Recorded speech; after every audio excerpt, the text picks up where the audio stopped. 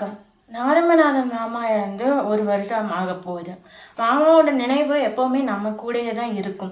ஆனால் நம்ம மாமாவோட புகழ் ஓங்குக அப்படின்னு சொல்கிறத விட அவங்க படைப்புகளை நம்ம படிக்கணும், பகிரணும். அதுதான் அவங்களுக்கு செய்கிற ஒரு புகழஞ்சலியாக இருக்கும் அப்படின்னு நான் நினைக்கிறேன். அது மாதிரி மாமா எழுதின ஒரு கதை, இது புத்தகமாக வரதுக்கு முன்னாடியே மாமா என்ற இந்த கதையை சொன்னாங்க. அவங்களுக்கு ரொம்ப ஒரு பிடிச்ச ஒரு கதை. அதை இப்போ நான் அவங்ககிட்ட சொல்கிறேன். கோபால் அன்னைக்கு ரொம்ப சந்தோஷமாக அவங்க அக்கா கூட ஸ்கூலுக்கு போகிறான். ஏன்னா அவங்க ஸ்கூலில் எனக்கு காலையில் வெண்பொங்கல் போட போகிறாங்க. இப்போ கொஞ்ச நாள் தான் அவங்க ஸ்கூலில் காலை சாப்பாடு போடுறாங்க. இதனால் நிறைய பிள்ளைங்களுக்கு ரொம்ப சந்தோஷம். ஏன்னா நிறைய நாள் காலை சாப்பாடே இருக்காது.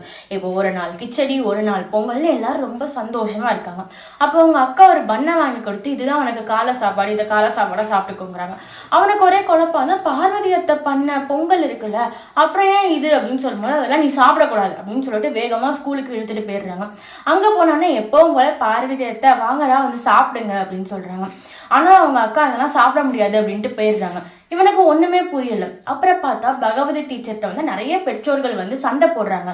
நீங்கள் இவங்களெல்லாம் சமைக்க விடுறீங்க, இவ சமைச்சு எங்கள் பிள்ளைங்க சாப்பிடணுமா, நீங்கள் இப்போ இது வேண்டாம்னா நாங்கள் எல்லா சாப்பாடையும் தூக்கி கொட்டிடுவோம் அப்படின்னு பயங்கரமாக சண்டை போடுறாங்க. ஏன் எல்லா சாப்பாடையும் தூக்கி போடணுங்கிறாங்க? பார்வதியத்தை பண்ணுற சாப்பாடுலாம் நல்லா தானே இருக்கும் அப்படின்னு நம்ம யோசிச்சுட்டே பின்னாடி வழியாக போகிறான். போனால் அங்கே பின்னாடி சமையல் அறையில் பார்வதி அத்தை ஒரு ஓரமாக இருந்து அழுதுட்டு இருக்காங்க. உடனே அவன் போய், அழாதீங்க அத்தை, நீங்கள் பண்ணுற பொங்கல்லாம் எனக்கு ரொம்ப பிடிக்கும் அப்படிங்கிறான். உடனே அந்த அத்தை, இந்த மாதிரி மனுஷங்கலாம் கடைசி வரைக்கும் குழந்தையாவே இருந்துட்டா ரொம்ப நல்லா இருக்கும்ல அப்படின்னு சொன்ன உடனே அந்த பார்வதி அத்தை கையை அப்படியே வாஞ்சியோடு பிடிச்சிக்கிறான். இதோட அந்த கதை முடியுது. கதை முடிஞ்சாலும் அதுக்கப்புறம் தான் நம்ம மனசுக்குள்ள நிறைய கருத்துக்கள் எழும்ப ஆரம்பிக்குது.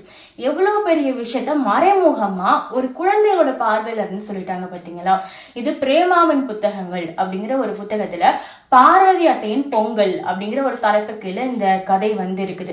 இந்த மாதிரி கருத்தை தான் நம்ம படிக்கணும், பகிரணும், நம்ம மேலே மேலே கொண்டு போகணும். நாரமநாதன் மாமாவோட படைப்புகளை படிக்கிறதும் பகிர்றதும் அவங்க நினைச்ச மாதிரி ஒரு உலகத்தை உருவாக்குறதும் தான் அவங்களுக்கு செய்யற ஒரு புகழ் அஞ்சலியா இருக்கும். நாரமநாதன் மாமாவன் புகழ்வங்க. நன்றி.